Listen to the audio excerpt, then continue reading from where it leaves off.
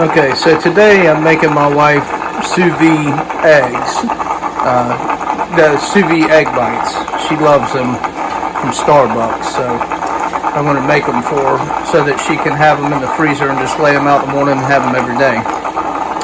So I got the sous vide machine up to temperature, which is 172. This is chorizo just like bratwurst style, and I just filleted it open and laid it out on this pan because I'm going to throw it in the oven. Wipe my hands off. And that's the way I'm doing the bacon. Here's the bacon that just come out of there. If you've ever cooked bacon in a pan, especially a lot at one time, this is 2 pounds, you know that it takes forever in a frying pan. So I put it on a baking sheet, spread it out on a baking sheet, put it in the oven at 400 degrees for around about 15 minutes. It's going to depend on your oven and your, how you want your bacon, but it's around about 15 minutes. It's much faster to do it this way than it is to do it in the pan. And I'm going to try this sausage this way as well. This is chorizo that was, like I said, like I just showed you, it was, like in a bratwurst. I just filleted them open because, chorizo is kind of like ground beef. And all that case is doing is just holding it together, and I don't want that in the bottom of these eggs anyway. So anyway, this is going to go in the oven with the bacon. Bacon's getting there. Matter of fact, I need to turn the pan around. Anyway, that's where we're at right now. We got the machine up to temp. We got the meat cooking. I've just cleaned the jars. First round of bacon's come out of the oven. I'll bring you back when we're on to the next step. Alright now, if you're down here in the south, make sure you drain off that golden deliciousness into a good glass jar, because you're going to need that at some point in time, soon. Okay, I just wanted to show y'all for this sous vide, y'all can use really any kind of a pot or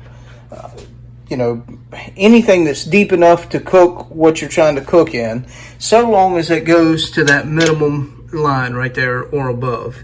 Now what I've done is I took the amount of jars that I'm going to cook inside here, and I put them in the pot, and then I filled it up with water to get it over top of the jars. And that's how I come up with the amount of water that I have in this pot right now.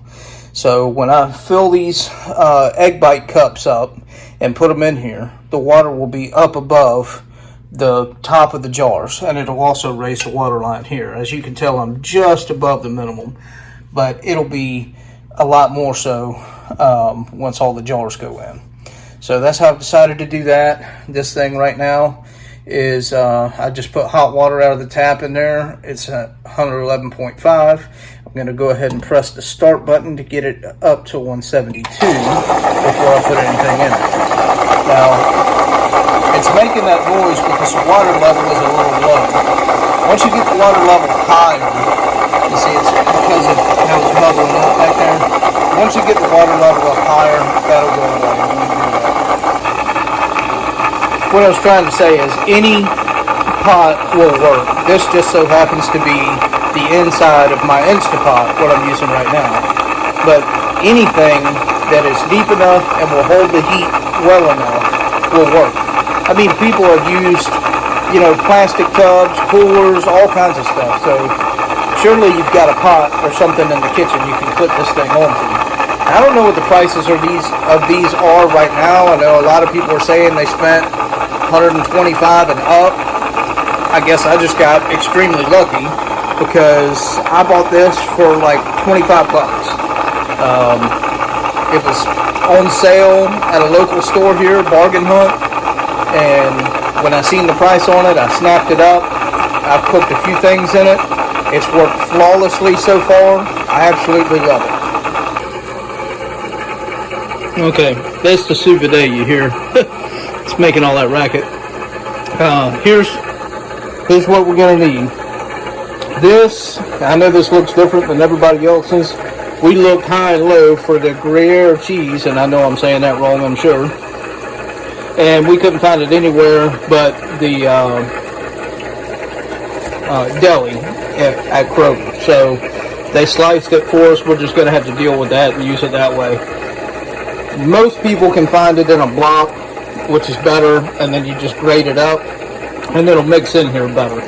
But anyway, we got Gruyere cheese, we got some cream cheese, we got some eggs, and I'm going to throw into the mix some green onion because we love onions. This is going to be the bacon and Gruyere Starbucks style Sous Vide egg bites. You seen the bacon we cooked earlier? We'll add that directly into the bowls when we're ready, or the glasses I should say. If you notice, these eggs are quite vibrant. That's because these are farm fresh eggs off of our farm. You ain't gonna get that at the grocery store.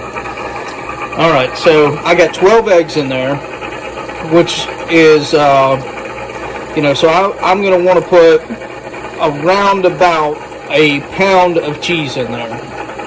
So I'm gonna put all of this, which is a quarter pound of Gruyere, and then I'm gonna put about 3/4 of the cream cheese.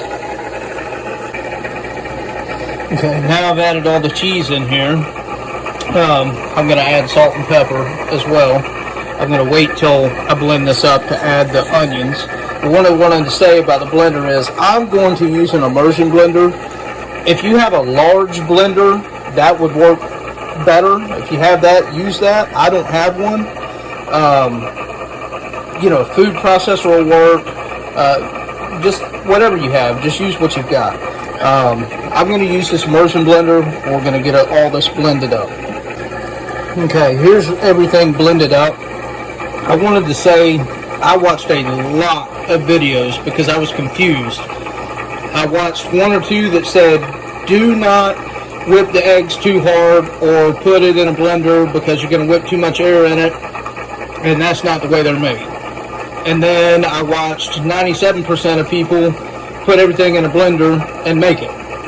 I've only watched one other video which made sense, which is why I'm going to put this in mine, is you want your eggs to be light and airy and fluffy, right?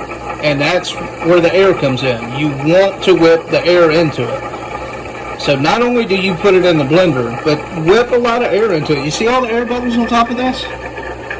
That's the way you want yours, because that's going to make it light, airy, and fluffy. Okay, I'm not going to be able to do all these one-handed, but I just wanted to show you this. We put all the bacon in there.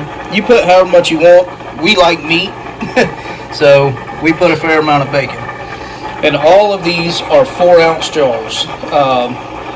That's, the Starbucks size. If you use the 8-ounce jars, you can make a double.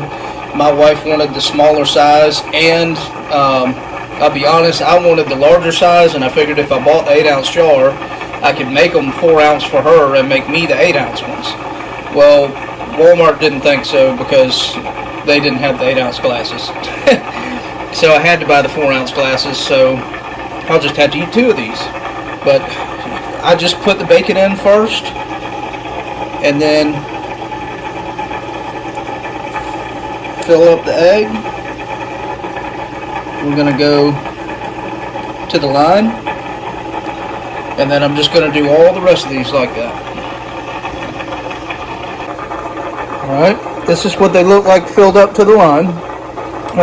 1 egg per each one seems to work out perfectly in these 4-ounce jars if you go to the line.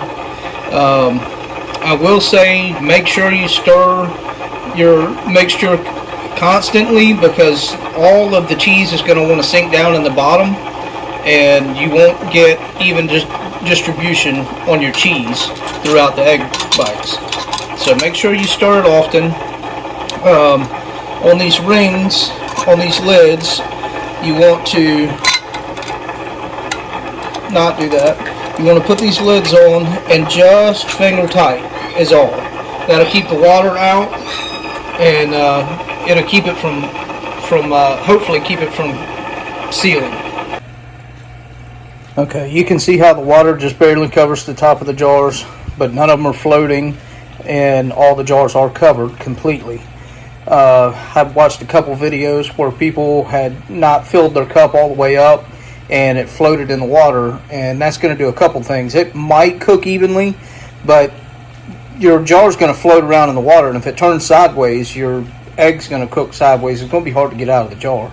So make sure that you've got enough more product in the jar than you have air, so that it won't float. You can see that the temperature dropped on this, not much, but it did drop. So I'm going to wait till the temperature gets back up to 172, and then I'm going to set a timer for 30 minutes and let it run. I did forget to put the green onions in this batch. However, my wife really doesn't care for those all that much anyway, and this is her batch. Mine is going to be Mexican style with chorizo, and I'll put the egg or the onion in with mine. But anyway, I'm going to let this run for about 30 minutes, and then we'll come back when we're pulling them out. Another thing I wanted to say is, you notice how quiet this thing is now. You can tell it's still running, it's still going, but it is, it's putting out hardly any noise now. When you have that water level so low, it just makes a lot of racket. But I knew that I needed to get that water up to temperature, and I knew how much water I needed because I put all these jars in there beforehand. So now all the water that I needed was up to temperature, and it was the exact amount of water I needed. So I definitely recommend to do it that way, even though it's going to make a little racket while it's preheating. Alright, this is what we got for the bacon and Gyre. So we're going to move on to the next ones.